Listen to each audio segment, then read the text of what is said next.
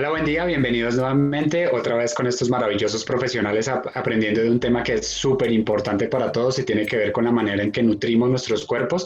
Y un poco, ya estábamos revisando desde la cápsula pasada esos primeros aprendizajes que tenemos sobre lo que es saludable y lo que no, y esos hábitos que a veces se nos vuelven costumbre, no solo en alimentación, sino en muchos aspectos de la vida, que nunca se revisa, nunca preguntamos, y tal vez lo que hemos aprendido, no digo que esté mal, sin embargo, estaría bueno revisarlo si nos siguen funcionando. Y el día de hoy quería arrancar con una pregunta que quiero colocarle a William y también conocer la opinión de Erika respecto a algunos hábitos de alimentación que yo he visto que son muy extendidos, son muy generalizados socialmente. Sin embargo, de manera particular he decidido como desmontar algunos, dado que me he dado cuenta que no todos me resultaban beneficios. De allí que empecé a revisar, por ejemplo, un tema, y era que siempre donde yo iba, no sé, fuese al restaurante o invitado a la casa de alguien, el almuerzo completo tenía que incluir como, bueno, viene la parte de verduras, que todos lo conocemos, y también venía, por ejemplo, una parte importante que es el tema de consumir proteínas, y gran parte de ellas las obtenemos desde la proteína animal. Sin embargo, pues parece haber muchos estudios y muchas personas que defienden que el consumo de proteína no necesariamente tiene que ser animal, sino que pueden existir otras fuentes o incluso equilibrarlo, que el consumo como se conoce o como se ha dicho muchas veces, nada en exceso, porque parece que los excesos son los que terminan desequilibrando y en últimas que cada quien pudiese elegir qué es lo que le hace mejor. Y yo personalmente hago un ejercicio a veces y es que cuando voy a comer algo, si voy a un restaurante o algo así, cuando me traen la carta como que yo leo la carta o a veces cuando estoy en la casa como me invitan a comer algo, me dicen ¿qué te gustaría?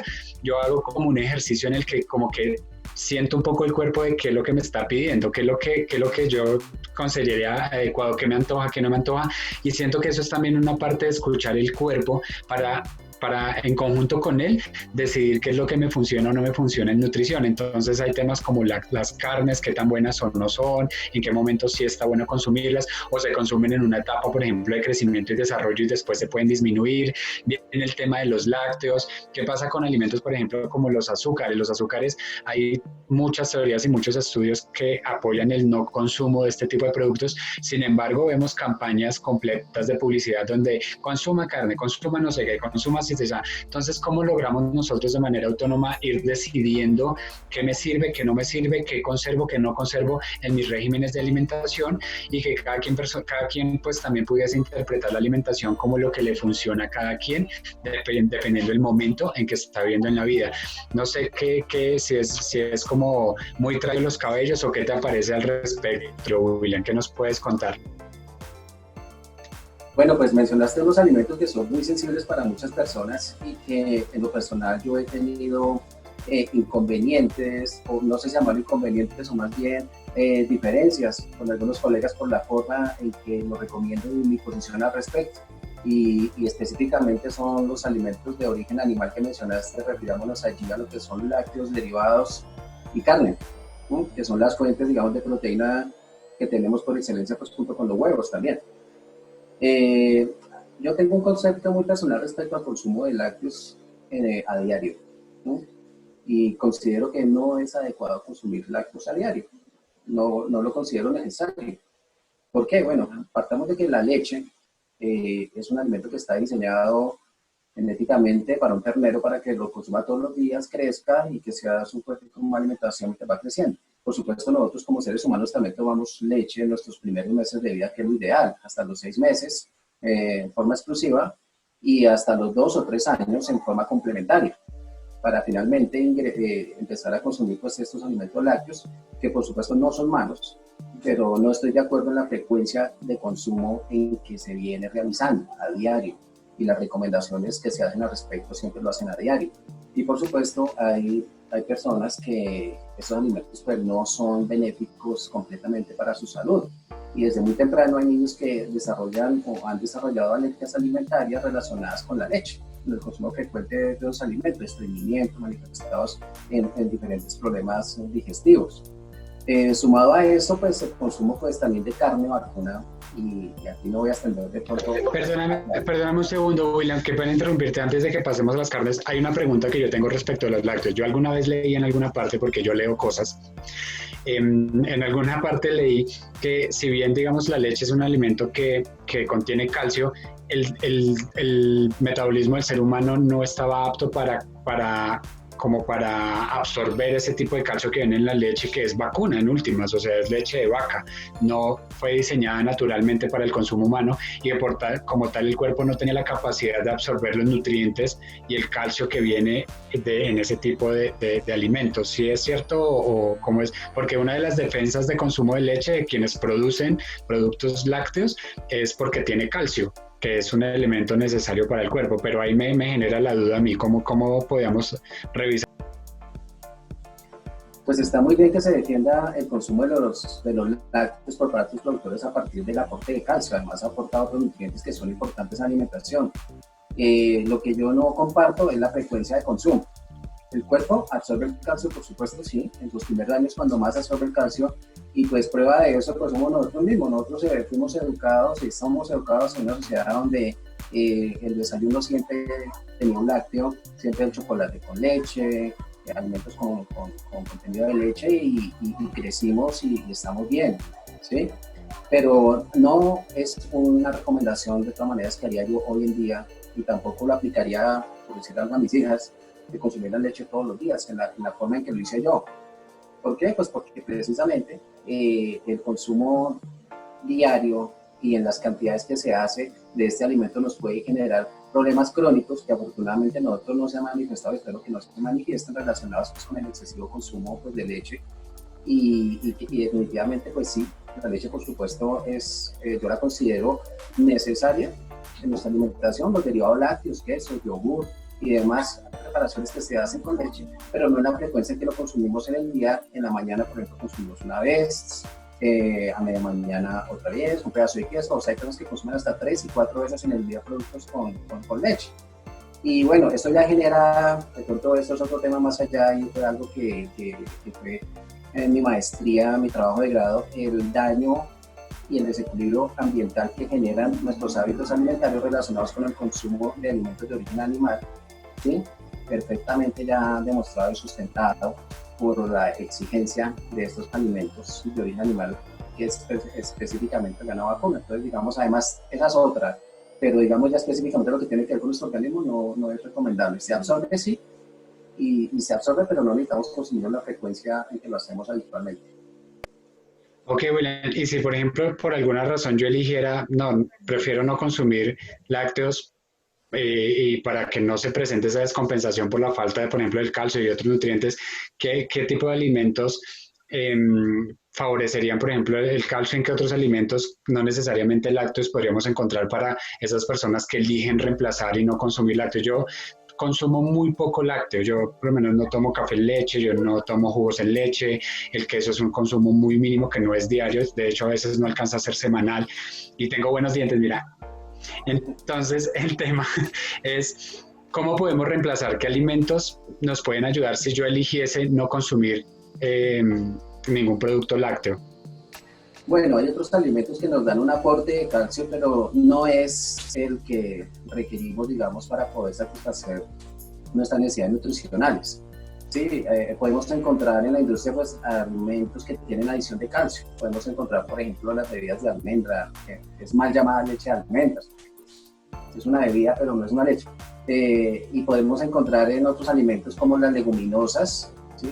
Algún aporte de calcio importante en algunas verduras, pero no es lo mismo. Hay que comer demasiada cantidad para poder suplir solamente con esos alimentos. Entonces, digamos, la persona que tomó la opción y la decisión y lo puede hacer, consumir cero lácteos, pues que podría abastecer de ese nutriente de otros alimentos que tienen el calcio añadido comercialmente, ¿no? Que son ya esas líneas llamadas líneas saludables, alimentos saludables, orgánicos, bueno, industrializados que tienen alguna adición de calcio.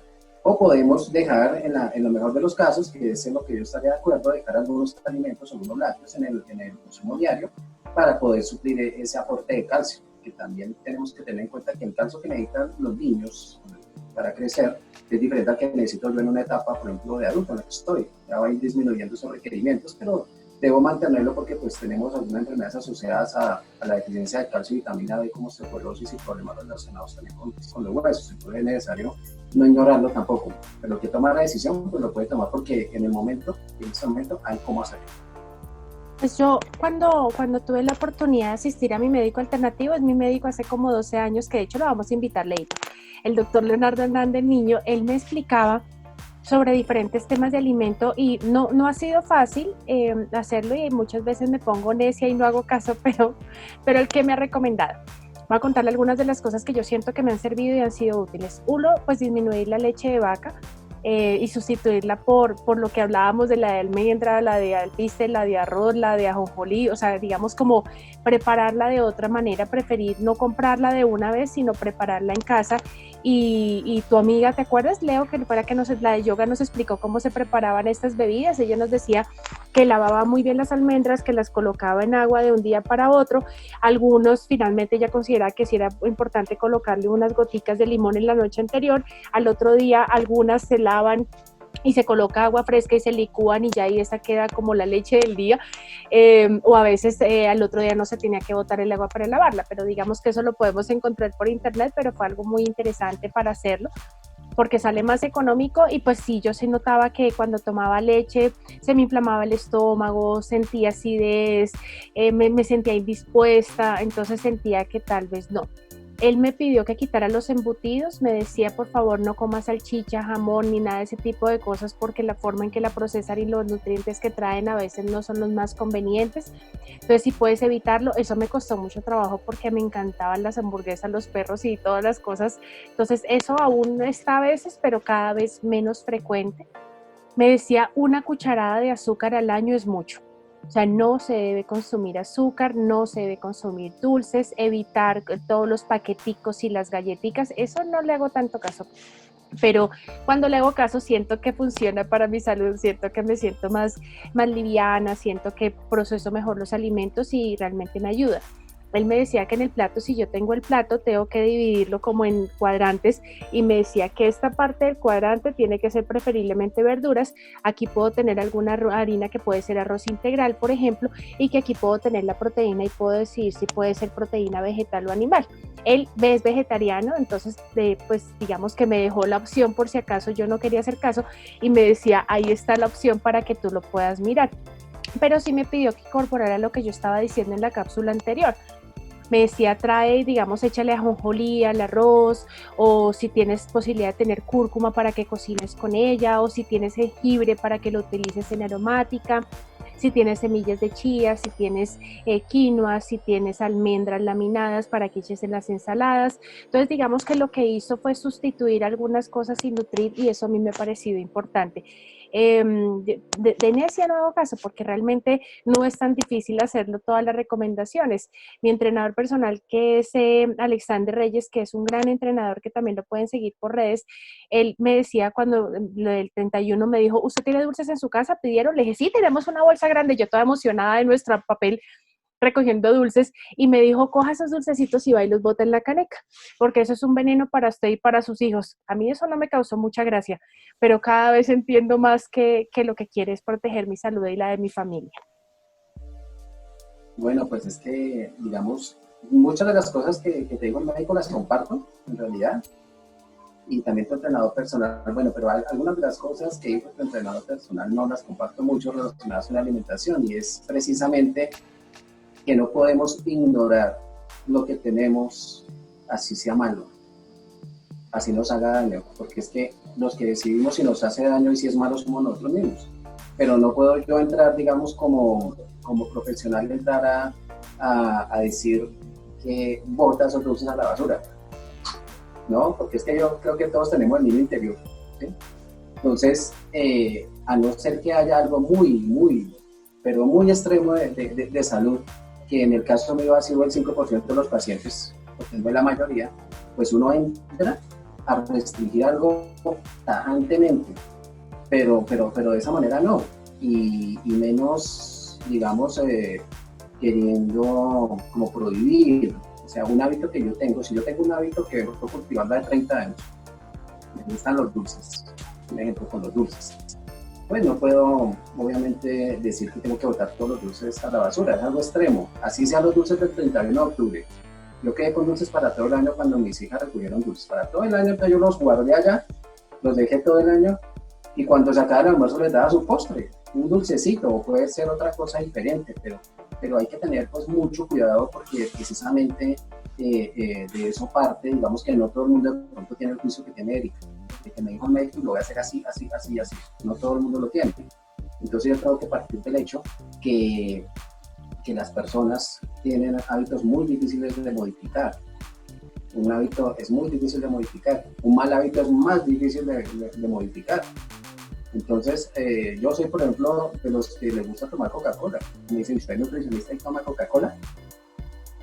Y me hacen la cara que me da todo el mundo. Y yo, sí, pero es que también soy humano, antes que nutricionista soy persona y sí me gusta alguna Coca-Colita de vez en cuando. Entonces, eso, digamos, parte del éxito, digamos lo que decía Leonel al comienzo también, parte del éxito es tener en cuenta que hay cosas que sí me pueden hacer daño, pero que están allí y que si yo manejo eso de alguna manera, si yo consumo una gaseosa, no me voy a perjudicar así, digamos, si la gaseosa es mala en su composición y demás, pero yo puedo tenerla allí y consumirla. Hay personas en las que yo he abordado, por ejemplo, una chica que tenía una obesidad de 35 kilos, ¿sí? Pero digo, ¿cómo hago para que esta niña se me adhiera a mí al tratamiento? ¿Cómo hago para que me siga y yo lo pueda seguir durante 6, 7 meses? Hay personas que de una le quitan absolutamente cero grasas, cero azúcares, cero proteínas, menos de lo uno, menos del otro, el postre, el merengón del sábado no lo pueden comer, no. Entonces, ¿qué pasa? Ese es el abordaje que yo le explicaba en la cápsula anterior, que hay que hacer, hay que hacerlo muy específicamente, teniendo en cuenta que ella es una persona que primero tiene la parte emocional por su obesidad muy afectada, ¿no? O sea, ella se ve al espejo y no se siente bien consigo misma, entonces tengo que empezar a buscar la forma de gradualmente ver qué le puedo dejar, ver qué le hago modificar, entra hasta la actividad física, ¿no?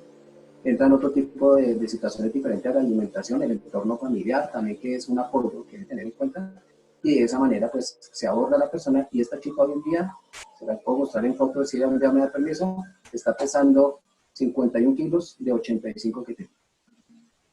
Y se mantiene hoy en día, la vi hace más o menos unos 10 años, y hoy está delgadita y está bien, comiendo bien y satisfecha con lo que se hizo.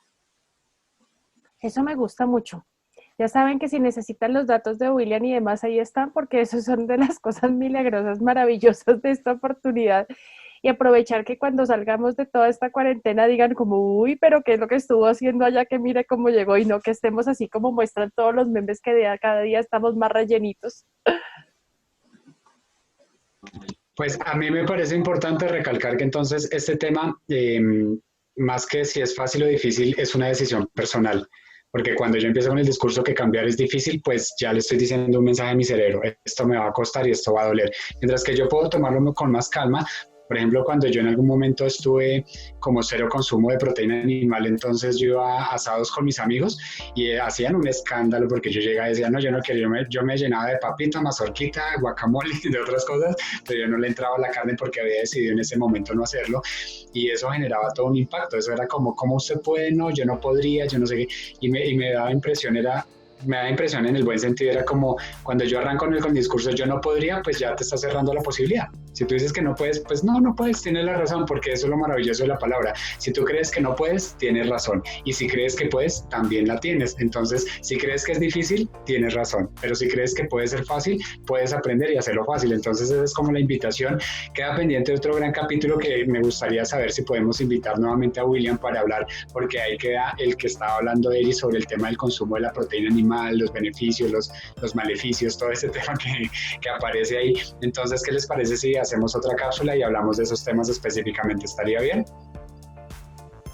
Perfecto.